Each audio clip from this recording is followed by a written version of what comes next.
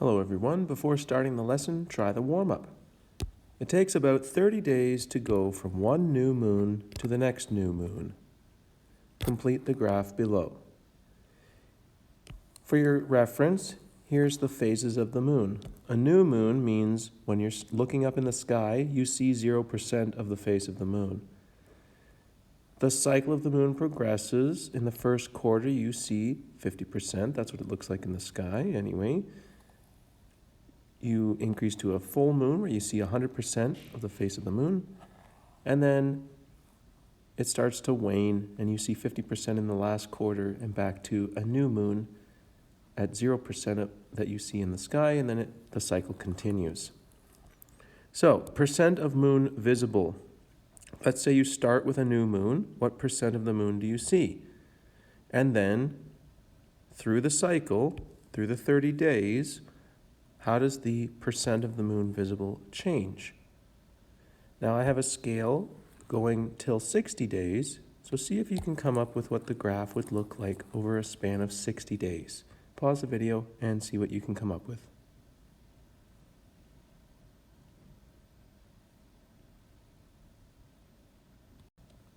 Well, if you see 0% of the moon in the sky here, 30 days later, you're going to see 0% of the moon in the sky again.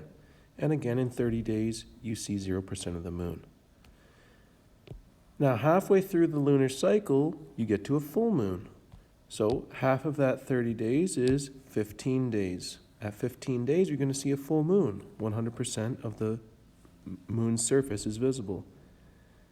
Halfway through the second time through the cycle, we see a full moon again. So you can see how the percent of the moon visible changes over time. It goes through a cycle. And it's this repeating pattern, up, down, up, down, up, down, looks like a wave. We call it periodic behavior. Periodic, like the periodic table in chemistry, means that patterns repeat. Just like in the periodic table, the properties of elements repeat in a pattern throughout the table, and we see a repeating pattern of the amount of the moon that's visible. So periodic behavior is what we're going to talk about in this lesson. We're going to interpret graphs that repeat at regular intervals.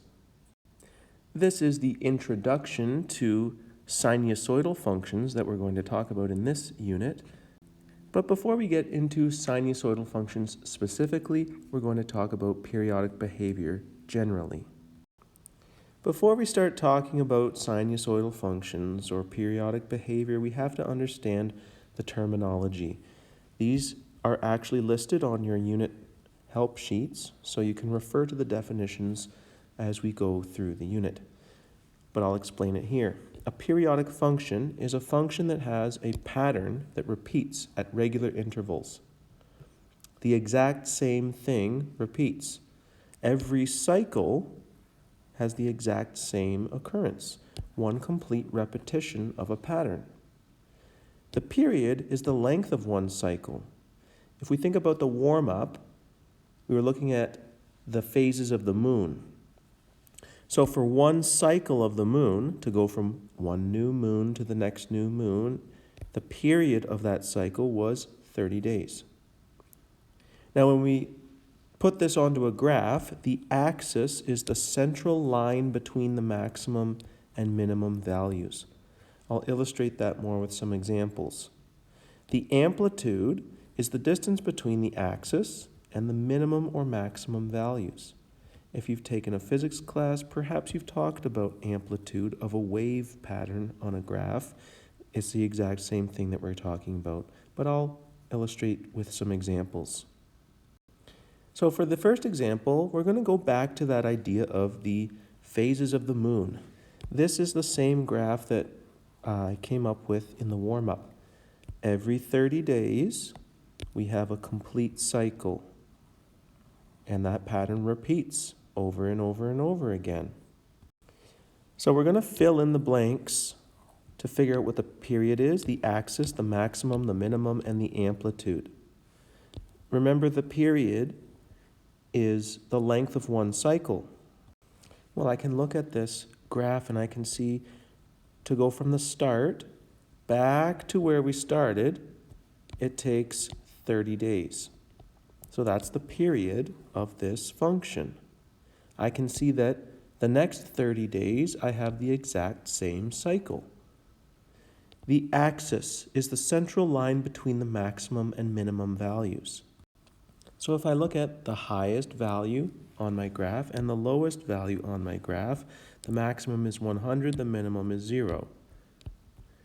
In the middle, halfway between the maximum and the minimum, is this line here that I've indicated with a green dotted line. This is the central axis. The equation of that line is y equals 50. So when I ask for the axis, I'm always asking for the equation of the line that goes through the middle of your periodic function. The amplitude is the distance between the axis and the maximum or minimum values. So if I look at my central axis and I see how high do I have to go to get back to the maximum point, well, I have to go up 50 on the y-axis. Or I can think of it, how do I get back to the minimum? I need to travel 50 units on the y-axis. Either way you look at it, the distance between the central axis and the highest or lowest values is 50. Now what units? This is talking about percent, so we're going to put 50% is the amplitude. So when you look at a periodic function on a graph, you should be able to tell what the period is, how long is one cycle, what the axis is, what's the equation of that line through the middle, what's the maximum and minimum values, get that off the graph, and the amplitude, the distance between that central axis and the highest or lowest values. Now let's find an application of a periodic function. A Ferris wheel has a radius of 10 meters. So here's a picture of a Ferris wheel, and it has a radius of 10 meters.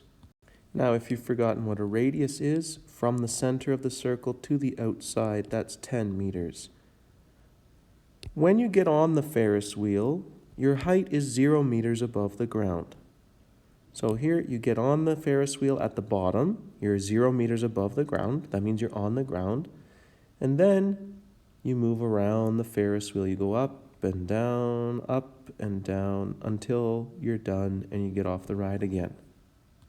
So let's think about what a sketch of the graph would look like. We'll graph the height that you are on the Ferris wheel above the ground versus the angle of revolution. What I mean by angle of revolution is, well, if you're down here, you have not moved, so you have revolved 0 degrees around the circle. When you're halfway up, well, you've moved 90 degrees around the circle. When you're at the top of the Ferris wheel, you've gone from where you got on to the top, that's 180 degrees.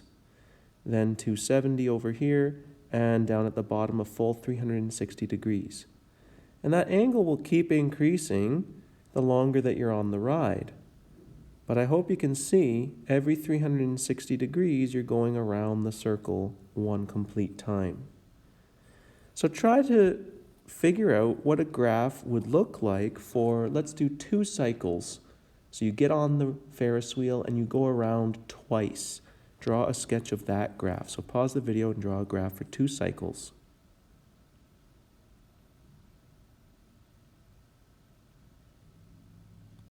Well, your sketch probably looks like this. You get on, you go up, you go down, you go up, you go down, and then you're off the ride. Let's see if you can figure out what numbers should go on the x-axis and what numbers should go on the y-axis. Angle of revolution and height.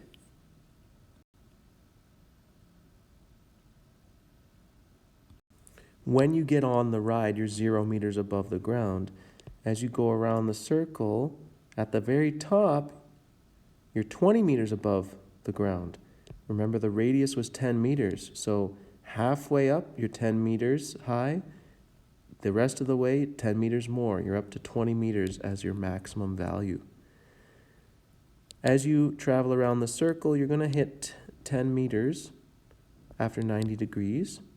Travel 90 degrees, you're at 10 meters. Another 90, so now you're at 180, you're at the maximum height.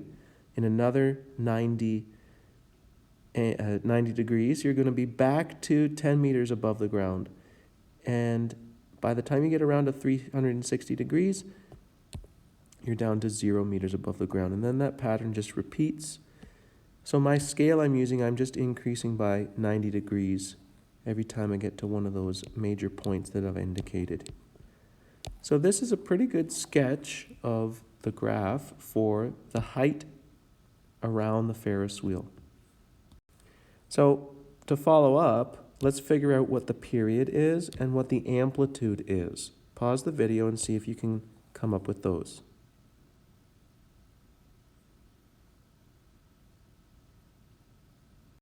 Well, the period is the length of one cycle. One cycle takes 360 degrees. The amplitude is the distance between the axis and the maximum or minimum values. It's 10 meters because I look at the central axis. It's 10 meters to get to the maximum or 10 meters to get to the minimum. So the amplitude is 10 meters. This also corresponds to the radius of the Ferris wheel. So you've seen two applications of periodic functions, the phases of the moon. Here's a Ferris wheel example. Anything that rotates, any pattern that repeats is a periodic function. So now it's time to practice. Use what you know about periodic behavior to answer the questions starting on page 330. And if you run into any issues, please reach out for help.